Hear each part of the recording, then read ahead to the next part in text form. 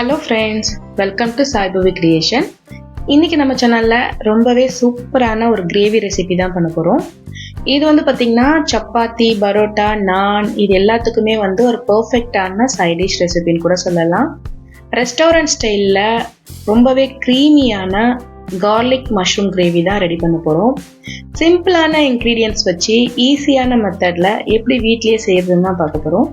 வாங்க எப்படி செய்கிறதுன்னு பார்க்கலாம்.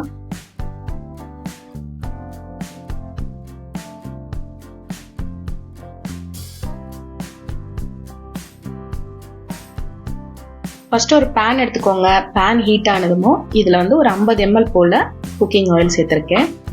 எண்ணெய் நல்லா சூடானதுக்கப்புறமா பொடியாக கட் பண்ணி வச்சுருக்க வெங்காயம் சேர்த்துக்கோங்க. நான் பார்த்திங்கன்னா 2 பெரிய சைஸ் வெங்காயம் எடுத்திருக்கேன். இப்போ இதை நல்லா வதக்கி எடுத்துக்கலாம். வெங்காயம் நல்லா வதங்கணும். ஒரு கோல்டன் ப்ரௌன் கலர் வர வரைக்கும் நல்லா வதக்கி எடுத்துக்கோங்க. இப்போ இது கூடவே நான் 2 பெரிய பூண்டு எடுத்திருக்கேன். அதாவது ஒரு 25-30 பல் பூண்டு எடுத்திருக்கேன். அதையும் இந்த மாதிரி தோல் உரிச்சிட்டு சின்ன சின்னதாக கட் பண்ணி சேர்த்துக்கோங்க. கூடவே 1 ஸ்பூன் அளவுக்கு ரெட் சில்லி ஃப்ளேக்ஸும் 1 ஸ்பூன் அளவுக்கு கசூரி மேத்தியும் சேர்த்துக்கலாம். இப்போ இது எல்லாத்தையும் நல்லா ஒன்று சேர கலந்து இந்த எண்ணெயில் நல்லா அதோட வாசம் வர அளவுக்கு நல்லா வதக்கி எடுத்துக்கோங்க. பூண்டும் வெங்காயமும் எண்ணெயில் வதங்கும் போது அதோட ஸ்மெல் ரொம்பவே நல்லா இருக்கும்.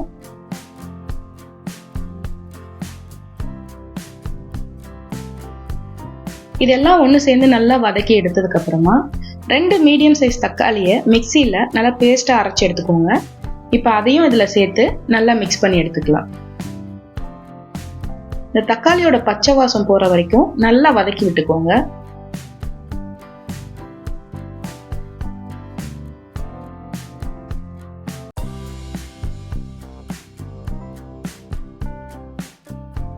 தக்காளி நல்லா மசிஞ்சு நல்லா அதோட பச்சை வாசம் போனதுக்கு அப்புறமா கட் பண்ணி வச்சிருக்க மஷ்ரூமை உள்ள சேர்த்துக்கலாம். இப்போ இது கூடவே கிரேவிக்கு தேவையான அளவுக்கு சால்ட் உப்பு சேர்த்துப்போம்.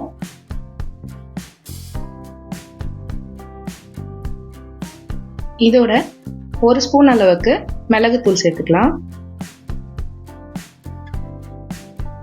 இப்போ இது எல்லாமே நல்லா ஒன்று சேர கலந்து நல்லா மிக்ஸ் பண்ணி விட்டுக்கோங்க. மஷ்ரூமை க்ளீன் பண்ணும்போது கொஞ்சமாக கல்லுப்பு சேர்த்து நல்லா வாஷ் பண்ணிங்கன்னா மஷ்ரூம்க்கு மேலே ஒட்டி இருக்க அந்த மண்ணெல்லாம் ஈஸியாக ரிமூவ் ஆகிடும். நல்லா வாஷ் பண்ணதுக்கப்புறமா தண்ணி இல்லாமல் ட்ரை பண்ணிவிட்டு இந்த மாதிரி ரவுண்ட் பீசஸாக கட் பண்ணி எடுத்துக்கோங்க.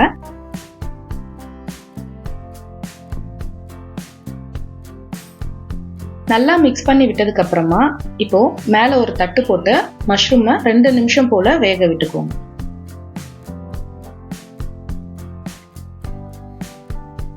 பாருங்க, நல்லா வெந்து வந்துருச்சு. நல்லா வெந்து அந்த ஆயில்லாம் நல்லா பிரிஞ்சு மேலே வந்துச்சு.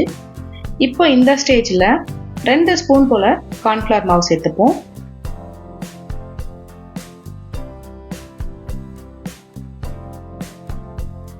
இப்போ இதையும் நல்லா மிக்ஸ் பண்ணி மாவு கட்டிப்படாமல் நல்லா மிக்ஸ் பண்ணி எடுத்துக்கோங்க.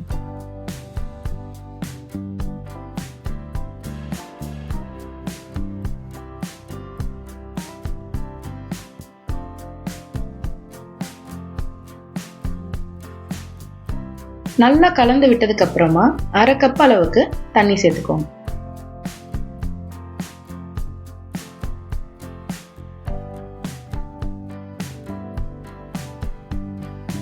இதை நல்லா கலந்து விட்டுட்டு திரும்பவும் ஒரு 2 நிமிஷம் கொதிக்க விட்டுடுங்க.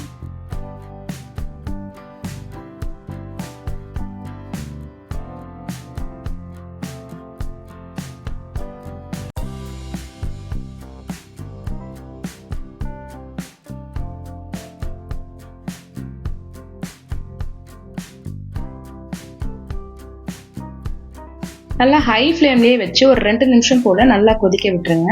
அப்போ தான் அந்த தண்ணியெல்லாம் நல்லா கொதிச்சு திக்கான கன்சிஸ்டன்சிக்கு ரெடி ஆகி வந்துடும்.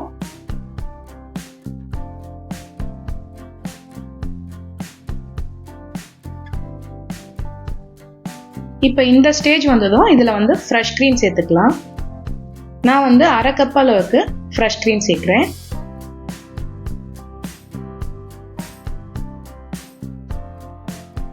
சேர்த்துட்டு நல்லா மிக்ஸ் பண்ணி விட்டுடுங்க.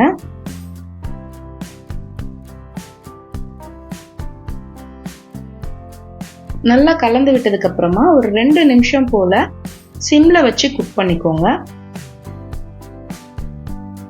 க்ரீம் சேர்த்ததுக்கு அப்புறமா அதிக நேரம் குக் பண்ண வேண்டாம். ஒரு 2 நிமிஷம் போல குக் பண்ணிட்டு ஸ்டவ் ஆஃப் பண்ணிடுங்க. கடைசியா ஒரு கைப்பிடி அளவுக்கு பொடியா கட் பண்ண கொத்தமல்லி சேர்த்துக்கோங்க.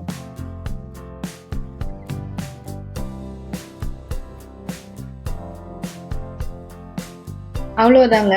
ரொம்பவே சிம்பிள் அண்ட் ஈஸியான மெத்தட்ல ரெஸ்டாரண்ட் ஸ்டைலில் க்ரீமியான கார்லிக் மஷ்ரூம் கிரேவி ரெடி.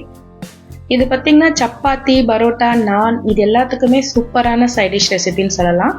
கூடவே நீங்கள் ரைஸ் இல்லை புலாவ் இல்லை வெஜிடபிள் ரைஸ் செய்யும் போது கூட இதை ஆட் பண்ணி சாப்பிடும்போது இன்னமும் டேஸ்ட் ரொம்பவே சூப்பராக இருக்கும். கண்டிப்பாக ட்ரை பண்ணி பாருங்கள். வீடியோ பிடிச்சிருந்தா லைக் பண்ணுங்கள், ஷேர் பண்ணுங்கள். மறந்துடாமல் நம்ம சேனலை சப்ஸ்கிரைப் பண்ணிக்கோங்க. கூடவே இருக்க அந்த பெல் ஐக்கானையும் கிளிக் பண்ணிக்கிட்டிங்கன்னா நான் போடுற ஒவ்வொரு வீடியோவும் உங்களுக்கு நோட்டிஃபிகேஷனில் காட்டும். வீடியோ மிஸ் பண்ணாமல் பாருங்கள். கண்டிப்பாக ரெசிபியை ட்ரை பண்ணி டேஸ்ட் பண்ணுங்கள். தேங்க்யூ ஃபார் வாட்சிங்.